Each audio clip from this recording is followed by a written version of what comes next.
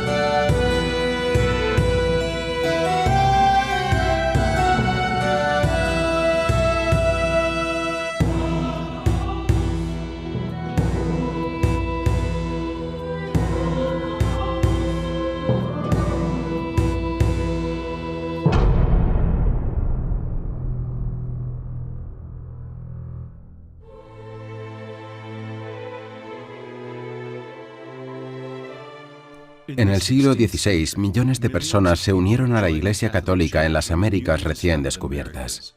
Esto compensó con creces a los que habían dejado la Iglesia en Europa debido a la Reforma Protestante.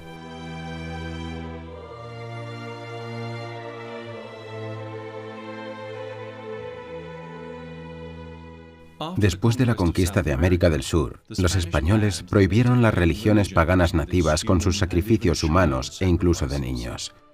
Algunos conquistadores oprimieron a los nativos, pero los franciscanos, dominicos y jesuitas también estaban allí para proteger a las poblaciones indígenas y ayudarlas a obtener sus derechos. La gente, cuando se liberó de las prácticas paganas, rápidamente se volvió hacia el cristianismo. Nuestra Señora se apareció en 1531 en un cerro llamado Tepeyac, ahora Guadalupe, cerca de la Ciudad de México, a un indígena nativo llamado Juan Diego. Después de lo cual, el Evangelio reclamó estos pueblos y tierras para Jesucristo. Sin embargo, en Europa la ginebra francófona tendría un impacto aún mayor que Wittenberg en la Reforma Protestante, especialmente en Francia, Inglaterra, Escocia, Holanda, algunas partes de Alemania, Irlanda y Norteamérica.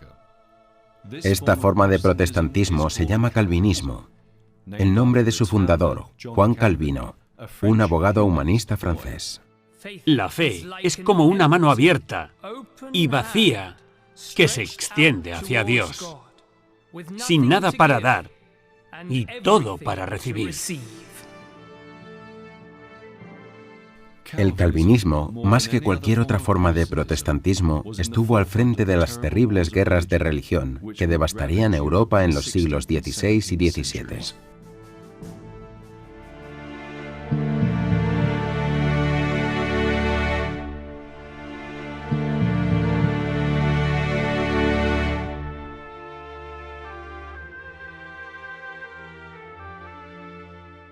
Alrededor de 1530, Calvino dejó la Iglesia Católica y se convirtió en protestante. Había habido tensiones entre protestantes y católicos en su tierra natal, Francia, por lo que se mudó a Basilea, Suiza, donde escribió la primera edición de su obra fundamental, Las instituciones de la religión cristiana. Las instituciones se convirtieron en el modelo de las formas protestantes calvinista y presbiteriana. Al igual que los otros reformadores, afirmó basar su religión en la enseñanza no bíblica de solo las Escrituras.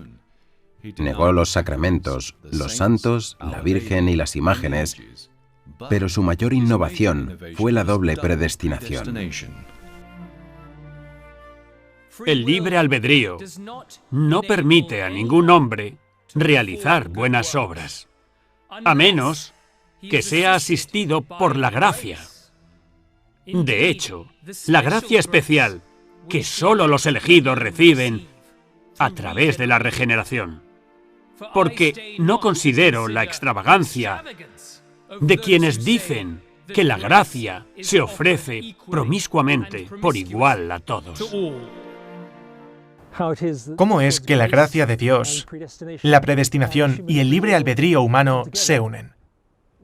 El Concilio de Trento no intentó resolver todas las cuestiones teológicas, pero sí decía que existe el libre albedrío y existe la gracia de Dios, y no podemos hacer ningún bien que nos lleve al cielo, excepto por la gracia de Dios.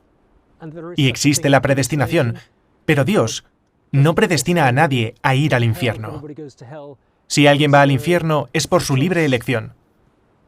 Pero cómo encajan todas esas cosas es algo que los teólogos discuten. No es algo a lo que la Iglesia haya dado una sola respuesta. Por doble predestinación, Calvino creía que Dios predestinó a algunos para el cielo y a otros para la condenación. A los salvados se les llama los elegidos, y Calvino pensó que es el deber de todos los cristianos averiguar si están entre ellos. Esta no es una enseñanza bíblica. La Iglesia Católica también cree en la predestinación, pero de una manera menos dura. El Concilio de Trento llama a la predestinación un misterio oculto. Por lo tanto, no podemos tener todas las respuestas aquí en la tierra. Tenemos libre albedrío para cooperar o no con la gracia de Dios que conocemos a través de los sacramentos. El Catecismo de la Iglesia Católica nos enseña que Dios no predestina a nadie para que vaya al infierno. Para ello, es necesario apartarse voluntariamente de Dios, pecado mortal, y perseverar en él hasta el final. El infierno existe y las almas van allí. Los ángeles caídos están allí, y si pueden apartarse de Dios, también pueden hacerlo los humanos. Una de las preguntas clave que surgieron en la Reforma fue: ¿podemos saber con certeza que estamos salvados? La posición católica siempre ha sido: podemos saber con certeza dónde están los medios de la gracia. En Cristo, en los sacramentos, en la Sagrada Eucaristía. Si permanezco en comunión con Cristo y persevero hasta el fin, estaré salvado. Pero esta certeza no fue suficiente para el teólogo Martín Lutero, Juan Calvino y otros primeros reformadores. Querían saber no simplemente dónde se encontraba la gracia, sino si estaban en un estado de gracia y si podían perseverar en esa gracia hasta el final. Querían saber que si morían hoy, irían al cielo, y querían saberlo con certeza. A esto agregaron la doctrina de la predestinación.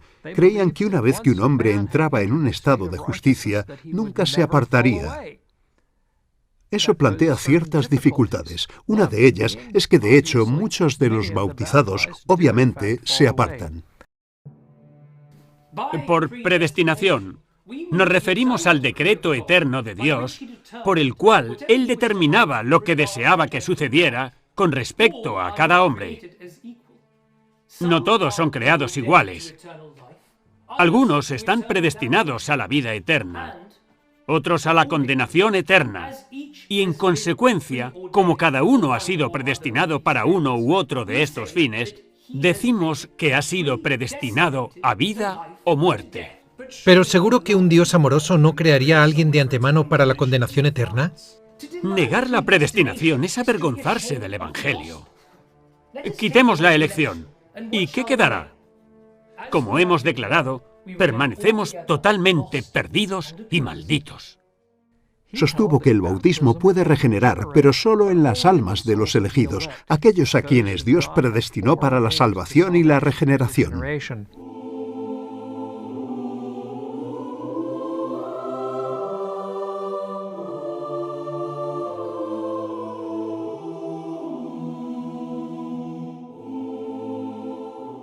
Ginebra es hoy una ciudad rica y cosmopolita, ubicada en el borde occidental del hermoso lago de Ginebra, con su impresionante jet d'eau elevándose por encima de la línea de la ciudad. Sin embargo, en el siglo XVI, después de que Juan Calvino viniera a predicar, se convirtió en una tiranía puritana. Calvino, al igual que los otros grandes teólogos protestantes, pudo aprovechar su vasto conocimiento de las Escrituras, pero no pudo estar de acuerdo con otros reformadores sobre lo que las Escrituras estaban diciendo en ciertos lugares importantes.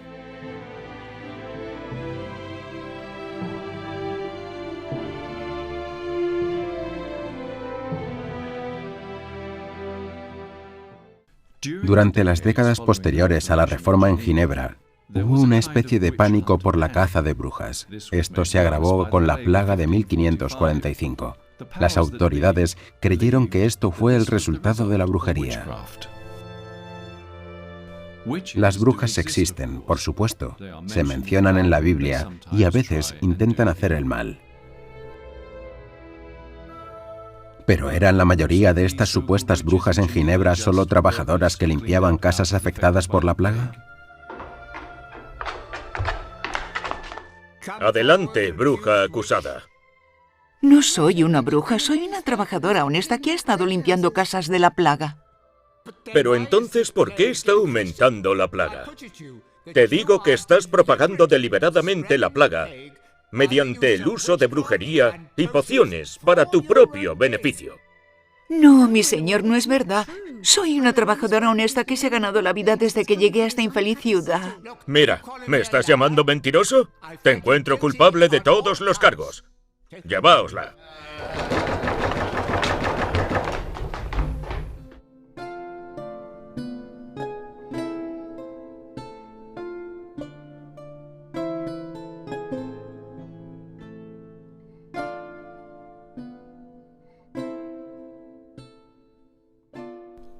Hubo más de 50.000 brujas acusadas y quemadas en países protestantes durante este periodo. En los países católicos, la Iglesia puso en marcha la Inquisición para dar a los acusados un juicio justo y tratar de salvar a la mayor cantidad posible. Esto redujo el número de ejecuciones a 12.500 durante los 600 años de existencia de la Inquisición. Los culpables eran remitidos a la autoridad civil para dictar sentencia. El predicador y reformador escocés John Knox pasó 2 periodos en Ginebra. Estos, dijo, fueron los días más felices de su vida. What are we to do about these ingraziers that clear out the plague houses? Some are no more than witches, who do no more than perpetuate the plague for profit. Como escribe San Pablo en Gálatas, vive por el Espíritu y ciertamente no complacerás los deseos de la carne. Este es el problema, como continúa diciendo San Pablo: idolatría, hechicería, odios, rivalidad, celos, arrebatos de furia, actos de egoísmo, disensiones, facciones. So we should bring them to trial then, banish or execute the guilty. Esa es la única forma de erradicar al diablo. Fue aquí donde Knox escribió su tratado misógino, el primer toque de trompeta contra el monstruoso regimiento de mujeres. Este fue principalmente dirigido contra la reina María I de Inglaterra y María de Guisa, regente de Escocia, madre de María, reina de Escocia. Él escribió: promover a una mujer para que lleve el gobierno, superioridad, dominio o imperio sobre cualquier reino, nación o ciudad es repugnante a la naturaleza, un insulto a Dios. Sin embargo, la reina protestante Isabel I también estaba al tanto de los escritos misóginos de Knox y los proscribió en Inglaterra.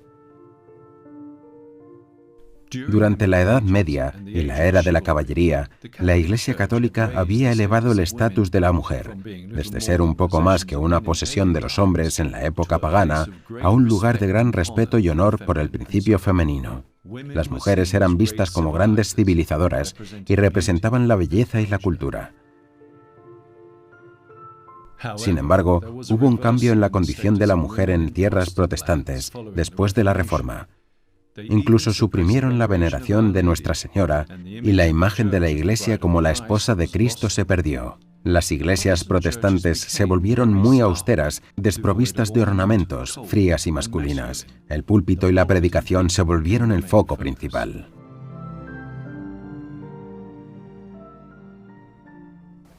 Ciertamente, hay algo de verdad en la línea de Chesterton de que los cristianos odian a María, a quien Dios besó en Galilea.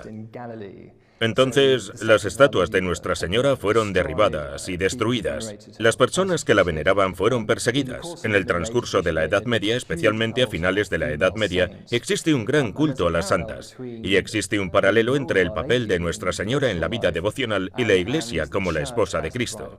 Entonces, la Iglesia, que está representada por Nuestra Señora, es la esposa de Cristo. En el protestante, por supuesto, el protestantismo, hay una comprensión muy diferente de la Iglesia. La Iglesia como un cuerpo de todos los fieles ya no es algo que sea central en la teología. Y curiosamente, Eamon Duffy ha sugerido que esto condujo en los siglos XVI y XVII a esa hostilidad hacia la femineidad de que la gente a menudo identifica en esa época. Las cazas de brujas, las reprimendas, la persecución de mujeres que eran simplemente, ya sabes, chismosas o simplemente un poco locuaces. Las ponían en taburetes agachadas, cosas realmente bastante desagradables que no son características de finales de la Edad Media. En el mundo católico, la Iglesia puso en marcha la Inquisición para asegurarse de que todos los acusadores tuvieran una audiencia justa. Una Inquisición era una investigación. La ley de la Iglesia no les permitía utilizar la tortura ni pronunciar la pena de muerte. A la gran mayoría de las acusadas de brujería que se presentaron antes de la Inquisición católica, simplemente se les dijo que se marcharan y dijeran oraciones de penitencia. Los inquisidores creían que era solo superstición. Si alguien era acusado de volar en escobas, convertirse en gatos, etc., los teólogos altamente capacitados y los abogados canónicos de la Inquisición se volvían escépticos. No eran solo las mujeres acusadas de brujas las que podían ser ejecutadas, sino también los reformadores varones que se oponían a la ortodoxia protestante como Felix Manz en Zúrich o Thomas Münster en Alemania, o el antitrinitario Miguel Servet. No bastaba con ser un no católico. Debías tener el tipo correcto de creencia protestante. Miguel Servet. Se le acusa de difundir doctrinas que se oponen a las normas cristianas. It is no fault of Calvin's that I have not been burnt in Vienna. It is perhaps Calvin who should be on trial. Se le acusa de difundir revolución, enseñanzas heréticas contra la Santísima Trinidad y también la de los anabaptistas. I stand by the teachings of the Bible.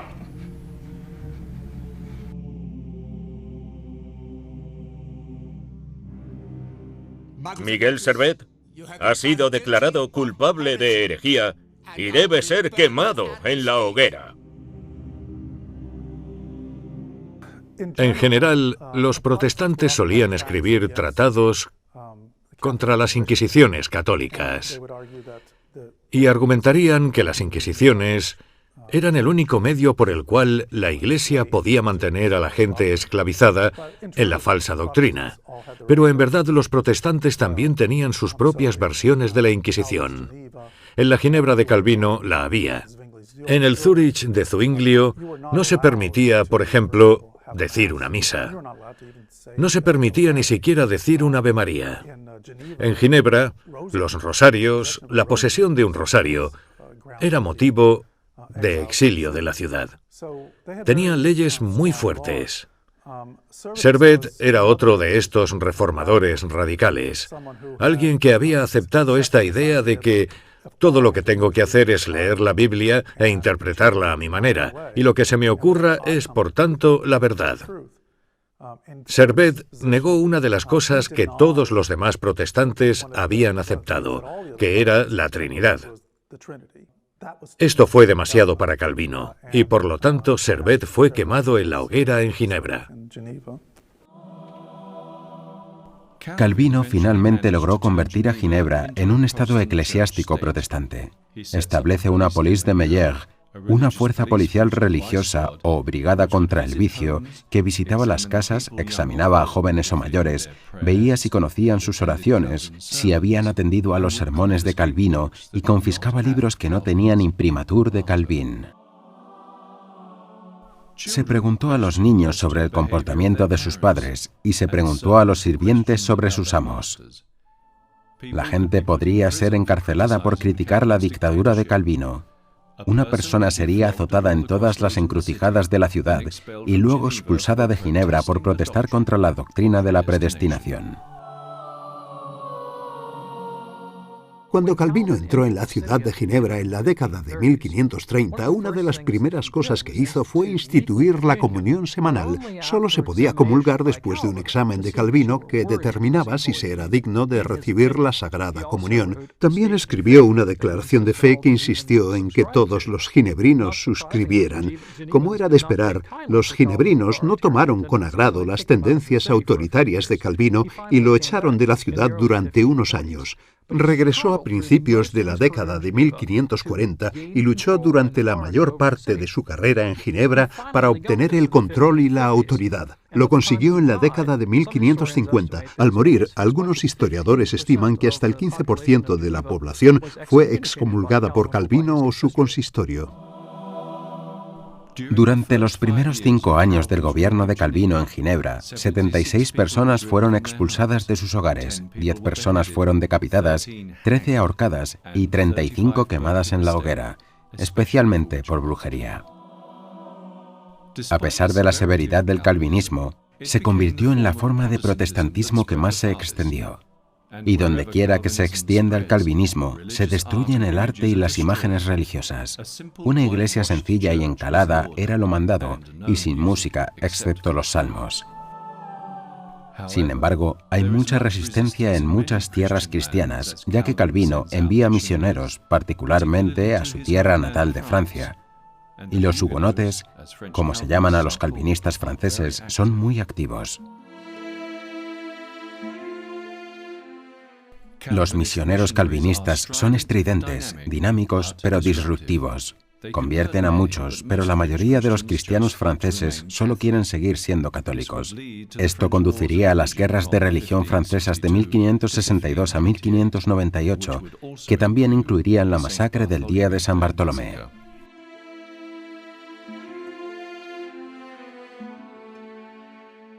El almirante de Coligny, un líder calvinista que estaba en París para una boda real, amenazó al rey católico con otra guerra civil, a menos que Francia declarara la guerra a España para ayudar a Flandes y a los Países Bajos. Algunos historiadores creen que Catalina de Medici había persuadido a su hijo, el rey Carlos IX de Francia, de instigar un ataque preventivo y sacar a los líderes protestantes. Sin embargo, esto también condujo a una masacre generalizada de protestantes. Este terrible evento condujo al final de las guerras de religión francesas, con el edicto de Nantes otorgando tolerancia a todos por el rey Enrique IV. La mayoría de los cristianos franceses no querían volverse calvinistas. Otro factor en el declive del protestantismo en Francia fue el fortalecimiento de la Contrarreforma, a veces llamada Reforma Católica, que cobró impulso después del Concilio de Trento, celebrado entre 1545 y 1563. Uno de los grandes santos de la Contrarreforma en Francia fue San Francisco de Sales. Fue un sacerdote de gran santidad y gentileza que en 1602 fue nombrado obispo de Ginebra, aunque se le cerró por causa del calvinismo. Sin embargo, vivía cerca de Ginebra y estaba decidido a devolver a los calvinistas a la fe. Al principio la gente lo rechazó, pero sin inmutarse, colocó tratados debajo de las puertas de la gente.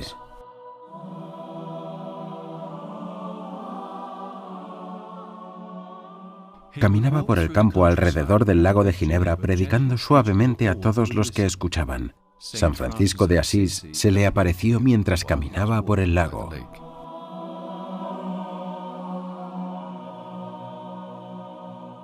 Deseas el martirio, como yo lo deseé una vez, pero no lo obtendrás. Tendrás que ser instrumento de tu propio martirio.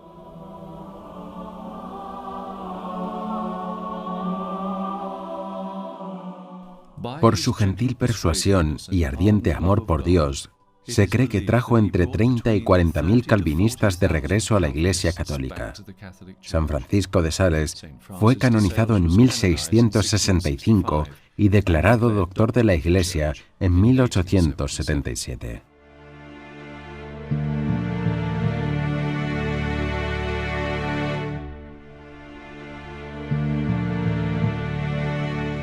El calvinismo también se extendería a los Países Bajos, donde tuvo lugar una guerra aún más larga, la Guerra de los 80 años, o como algunos historiadores la llaman, las guerras de más que religión, porque la revuelta protestante estaba siendo utilizada, y no por primera ni última vez, por razones políticas. En este caso, para acabar con el dominio español.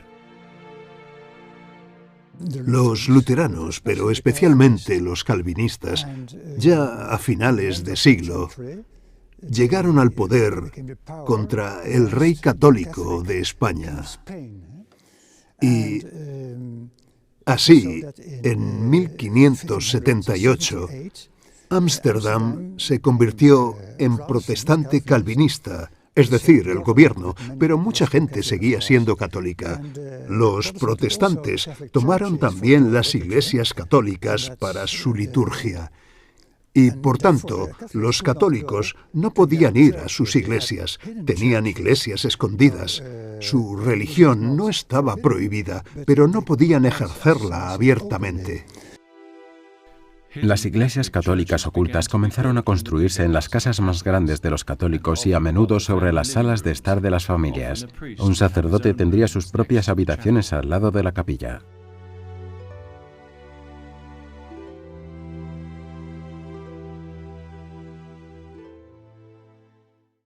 Las iglesias católicas de Ámsterdam fueron tomadas por los calvinistas. El arte religioso y los artículos devocionales fueron despojados de las iglesias, ya que se los consideraba idólatras.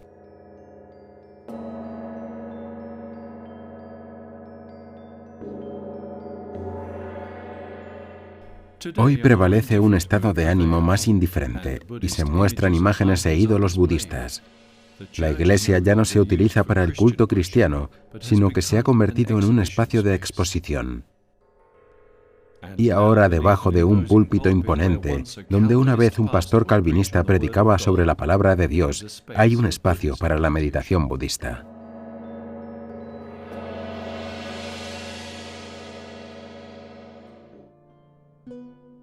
Solo en 1853, la jerarquía católica fue restaurada en los Países Bajos y los católicos pudieron por primera vez desde la Reforma construir nuevas iglesias. Las congregaciones de las iglesias escondidas de Ámsterdam, especialmente las de Nuestro Señor en el ático, pudieron construir esta magnífica iglesia de San Nicolás, que en 2012 fue elevada a la categoría de basílica.